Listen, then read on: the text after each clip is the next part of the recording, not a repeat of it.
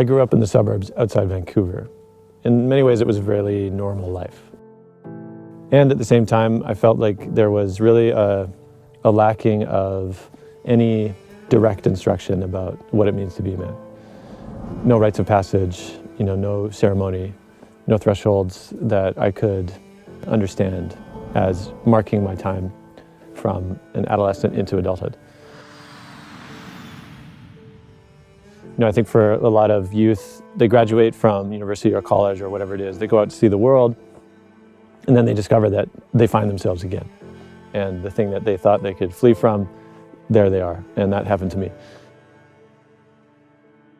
By the time I got to my late 20s, there was some kind of confrontation that needed to happen. In 2015, both of my grandfathers died. And it was actually going through one of my grandfather's things in his apartment. I was cleaning it up. He had books galore, stacked floor to ceiling, around a myriad of topics from philosophy to science and art and culture. On one particular stack, which I felt was somewhat auspiciously placed, was a copy of Iron John by Robert Bly. And this was a book I'd heard a lot about, but I'd never read before. And suddenly, synchronistically, not too long after, there was a copy sitting on a stack in my grandfather's den after he died.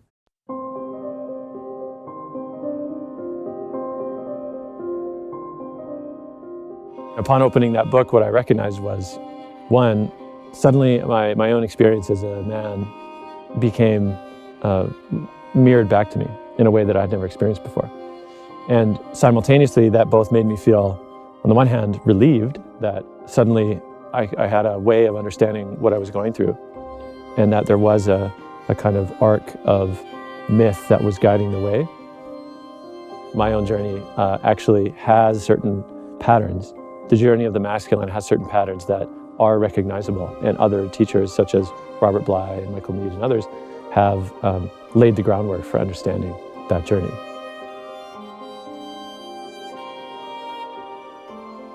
And so that really began my inquiry, my tutelage into understanding both this wave of what was understood then to be the mythopoetic men's movement, which largely went underground, to this present moment.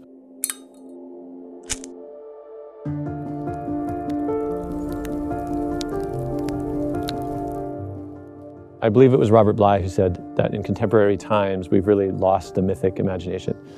And for most people, they hear myth and they think something that isn't true. But the older understanding of myth is that myths are the recognizable patterns and primordial energies that govern not just the lives of humans, but also all of life itself.